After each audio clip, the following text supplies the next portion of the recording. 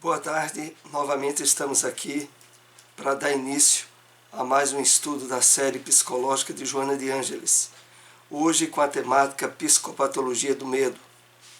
Faz parte do livro Conflitos Existenciais.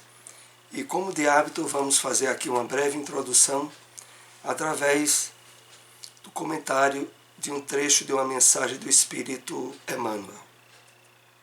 Essa é extraída do livro Cartas de Paulo, o Evangelho comentado por Emmanuel, segunda carta a Timóteo, capítulo 2, versículo 21. Observa a que princípios serves na lida diária. Lembra-te de que o vaso de tuas possibilidades é sagrado. Que forças da vida se utilizam dele? Não ouvides, acima de tudo, que precisamos da legítima purificação, a fim de que sejamos vasos para a honra e idôneos para o uso do Senhor. Então, Emmanuel, como de hábito, usando a sua linguagem em termos verbais no imperativo, observa, atenta, presta atenção a que princípios serves na lida diária. O que é que de fato nos move é objetivo mais valoroso por nós no dia a dia. E aí ele diz-nos que nessa reflexão levemos em conta. Lembra-te de que o vaso de tuas possibilidades é sagrado. Que forças da vida se utilizam dele? O vaso das nossas possibilidades diz respeito a todo o material que está disponibilizado para pelo direcionamento do nosso espírito durante a encarnação. As possibilidades físicas, orgânicas, emocionais, psíquicas, todas elas compõem esse vaso que é rico de possibilidades, mas que tem por característica objetivos sublimes ou elevados. Por isso ele diz, é sagrado. Que forças da vida se utilizam dele? É uma referência ao fato de que nós, a todos os momentos, interagimos com outros seres, com outras entidades, com espíritos, ora encarnados, ora desencarnados, ou simultaneamente. E nessa interação, a responsabilidade e a diretriz do que vamos fazer, pensar ou sentir, diz respeito ao cuidado que estejamos tendo individualmente com o nosso vaso. Não esqueças, não ouvides, acima de tudo, que precisamos da legítima purificação, a fim de que sejamos vasos para a honra e idôneos para o uso do Senhor. Entendamos aqui legítima purificação por espiritualização, por novo direcionamento, agora com características elevadas e sublimes das forças que estão sob a nossa diretriz. Porque ele conclui dizendo, para que sejamos vasos para a honra e idôneos para o uso do Senhor. Esse deve ser a diretriz, os princípios que precisamos estar no dia a dia atentos a eles. Vamos então iniciar o nosso estudo Psicopatologia do Medo, que está no capítulo 4 do livro Conflitos Existenciais. Novamente deixamos claro o objetivo do nosso estudo. É incentivar, facilitar a leitura do conteúdo da série psicológica de Joana de Ângeles. Então, esses encontros não substituem a leitura da obra. E deixamos aqui sempre o incentivo para você que nos acompanha adquirir a obra e poder, a partir da leitura, da reflexão, tirar diretrizes, direcionamentos que não irão ser exatamente o que estamos aqui compartilhando. Então, é isso que queríamos sempre lembrar como objetivo maior desses encontros. E Joana começa dizendo a nós o seguinte: a herança da culpa no inconsciente humano responde por inúmeros desequilíbrios que dela se desdobram, mascarando-se de variadas expressões.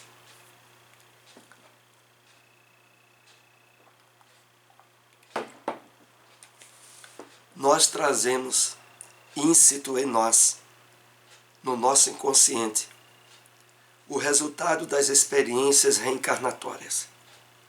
E essas experiências em nosso passado, caracterizados pelo afastamento das leis divinas, por vivências de vícios, de desequilíbrios morais, deixou um rastro de culpa que estão presentes e que muitas vezes se camuflam, se apresentam com características emocionais diferenciadas. E a isso que ela se refere, mascarando-se de variadas expressões. Uma delas é o tema que estaremos estudando nessa tarde, a questão do medo, a psicopatologia do medo. Após vencer o estágio da consciência de sono, o espírito reencarnado descobre a paisagem fascinante e quase infinita que faz parte de sua existência corporal, proporcionando-lhe mais amplas aspirações de crescimento com vistas a alcançar o elevado nível de consciência cósmica. Logo no início do tema, até como a preliminar para facilitar o material que irá ser trabalhado conosco, aqui nós somos levados à reflexão, primeira, desse estágio de consciência de sono, que precisamos, de fato, estabelecer vitória sobre ele. Esse estágio de consciência de sono é aquele em que está mergulhado a grande maioria da humanidade que ainda não despertou para os interesses espirituais da sua vida, que ainda enxerga o mundo como um campo de buscas, de lutas, visando apenas as satisfações físicas, instintivas e passageiras, e que acham que isso preenche-lhes os objetivos maiores. Muitos vivem assim, e isso é um estágio de consciência de sono. Quando nós passamos a nos perceber na nossa verdadeira natureza, que é a espiritual, e buscamos na doutrina espírita o material, os instrumentos, não só para a comprovação dessa realidade, mas também para as novas diretrizes e objetivos que a nossa vida deve permear, aí nós estamos e estaremos saindo dessa consciência de sono, em que a grande maioria da humanidade está mergulhada, independente de religião. Porque mesmo no meio espírita, para aqueles que se identificam com a doutrina, mas não percebem que estão tratando no espiritismo do prosseguimento das suas tendências de movimento cristão antigas, visando apenas o compromisso formal de estar filiado a uma instituição espírita, por exemplo, ainda estão mergulhados nessa consciência de sono. É preciso, e isso independe de religião, percebermos, objetivos e metas para nós que não se limitam mais àquelas oferecidas pelo plano material, em termos de aquisição de bens, de conquista de posições, de pessoas, de posições transitórias, fugídias, que caracterizam tanto a experiência humana. Mas voltando aqui ao texto, superada essa consciência de sono, o espírito reencarnado descobre a paisagem fascinante e quase infinita que faz parte da sua existência corporal. Interessante, porque aqui Joana faz uma referência ao fato de que, ao sairmos dessa consciência de sono, nós passamos a ter uma vida mais conscientemente desperta em todas as situações do nosso dia a dia. É isso que ela chama, descobre paisagem fascinante e quase infinita. Para uma série de situações que antes vivíamos de forma automatista e inconsciente e, portanto, desvalorizada, agora, percebendo-nos de fato como espíritos eternos em uma jornada temporária pelo corpo, tudo o que faz parte do nosso dia a dia passa ou deve passar a ter um colorido novo, uma percepção nova, aonde essa consciência espiritual possibilita-nos uma gama, como Joana aqui coloca, infinita de percepção, de usufruto mesmo daquilo que antes, muitas vezes, não dávamos o devido valor, proporcionando mais amplas aspirações de crescimento com vista a alcançar o elevado nível de consciência cósmica. O objetivo maior nosso, de consciência, de eu profundo desperto, de encontro com o self, que temos estudado e trabalhado ao longo das obras da série psicológica de Joana de Ângeles. Os erros e crimes praticados durante a fase inicial da conquista da razão e do discernimento, em face do despertar da consciência, resumam dos arquivos profundos do self e reaparecem na personalidade com imposição constrangedora.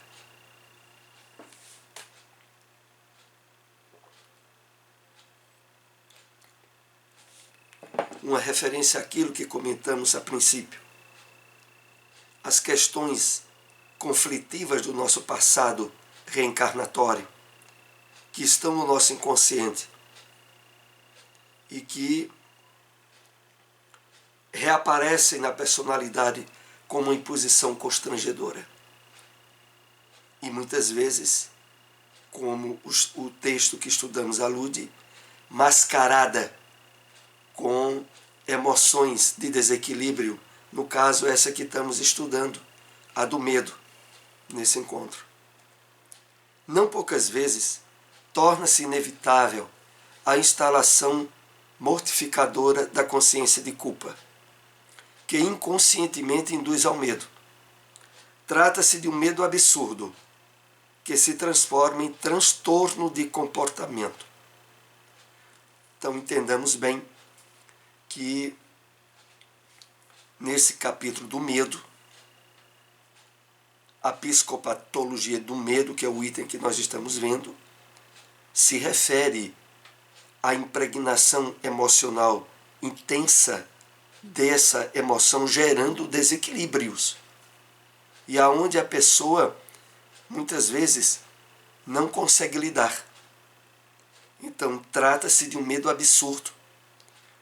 O medo, inclusive aqui, há uma associação com aquele medo do pânico, aonde não há logicidade para que a pessoa esteja tendo aquele medo. No entanto, ela não consegue controlar a emoção.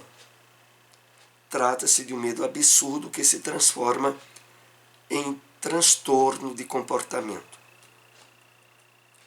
Quando se apresentam comportamentos assinalados pela timidez, há uma natural tendência para a alienação ao convívio social, isolando-se e ruminando pensamentos pessimistas em relação a si mesmo e aos demais.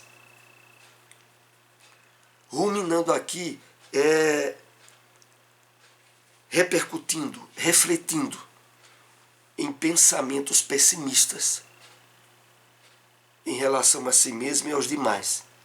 Então, os viés, as vertentes que se estendem da culpa nesse tópico relacionado à timidez leva ao medo do convívio social, alienação do convívio, isolando a pessoa, envolvida em pensamentos pessimistas em relação a si mesma e às demais pessoas.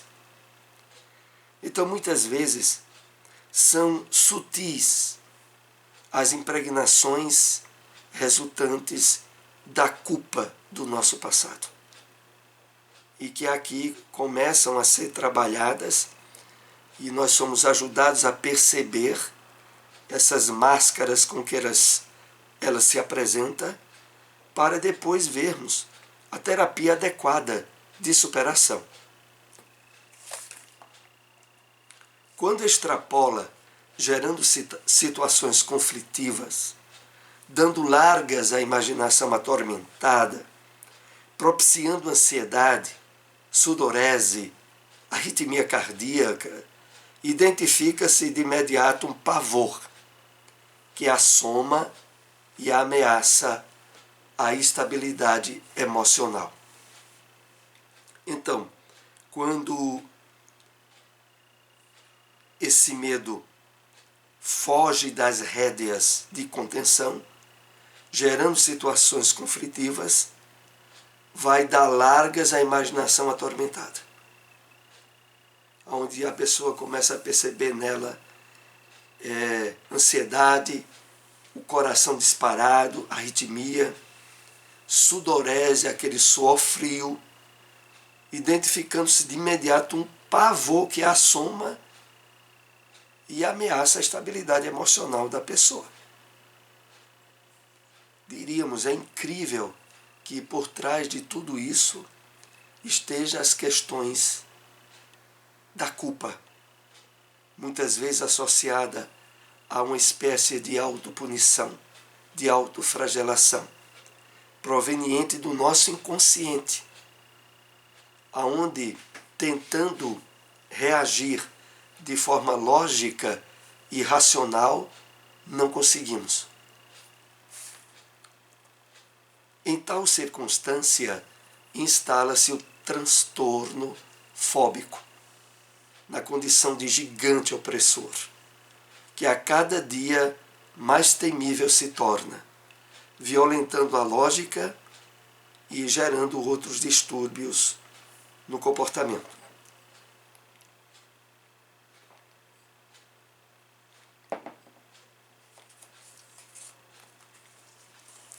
Então, quando esse quadro se delineia e os impactos emocionais em desalinho se apresentam em expressões físicas, como suor, coração disparado, instala-se o transtorno fóbico. Transtorno que é sinônimo de perturbação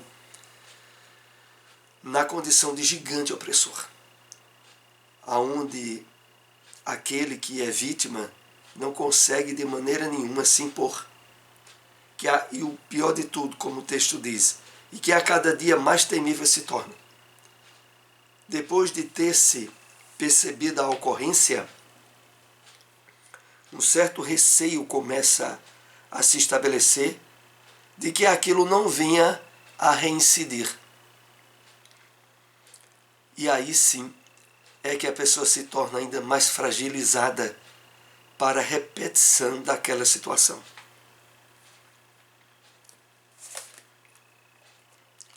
Nos tormentosos fenômenos de obsessão espiritual, A indução telepática do perseguidor faz que o vitimado ressinta-se de tudo quanto à sua volta possa trabalhar pela sua recuperação.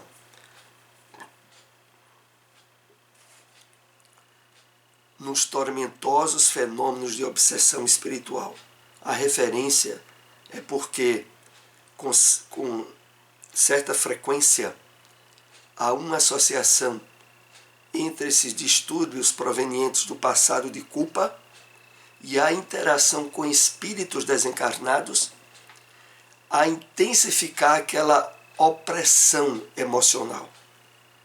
Nos fenômenos de obsessão espiritual, a indução telepática do perseguidor faz que a vítima ressinta-se de tudo quanto à sua volta possa trabalhar pela sua recuperação. Ou seja, ao se estabelecer uma ligação de ordem obsessiva perturbadora, a pessoa passa de uma forma despercebida a afastar pessoas ou possibilidades de receber ajuda para a superação do problema. A vítima ressinta-se de tudo quanto à sua volta possa trabalhar pela sua recuperação. Há aí a associação tanto da questão do passado espiritual nosso, quanto da incidência obsessiva, comprimindo ainda mais o desalinho emocional que nos encontramos. Teleguiado pelo adversário invisível, experimenta o desconforto que se deriva do medo, que lhe é infligido, adotando conduta estranha, doentia.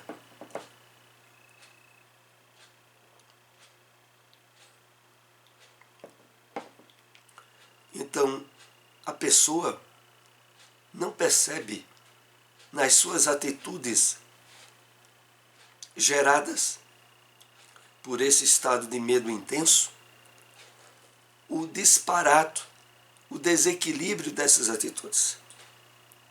Isso porque o envolvimento, quando aqui é falado teleguiado pelo adversário invisível, dificulta o uso do raciocínio lógico pela pessoa e de ela perceber o nível de situação anômala, absurda que ela está expondo, adotando conduta estranha, doentia. A mente indisciplinada e invigilante, não se habilitando a planificações profundas e de alto significado em torno dos ideais da beleza, do conhecimento, da religião, da solidariedade humana, tende a cultivar os pavores. Então aqui nós temos a primeira dica de orientação para o fortalecimento nosso e para a superação profilática desse medo. E é o quê? A mente indisciplinada e invigilante, não se habilitando a planificações profundas em torno de ideais de beleza, de conhecimento, tende a cultivar pavores. Então, cultivemos ideais de beleza, de estudo, de conhecimento, da espiritualidade, da religião. Envolvamo-nos com vibrações de teor elevado. Elas, por si só, já estarão nos fornecendo um material de energias positivas e fortalecedoras que passam a ser muito importante na superação ou em evitar esses estados fóbicos. Nutrindo-se de autoconfiança, pela valorização das próprias energias, podem-se desmascarar os medos que se apresentam em forma de ciúme, filho doentio da insegurança emocional, da inveja, todos provenientes de imaturidade psicológica, de retenção ao período infantil. Aqui é importante refletirmos um pouco mais. Então, na medida em que nós passemos a cultivar ideais nobres, enriquecimento da nossa mente com materiais de teor elevado, nutrindo-nos de autoconfiança, pela valorização das nossas próprias energias, nós iremos ter mais habilidade de perceber as raízes pelas quais esses medos têm e que se apresentaram em nossa vida. E aqui é feita a referência das máscaras com que esse medo também utiliza-se. O ciúme é um deles.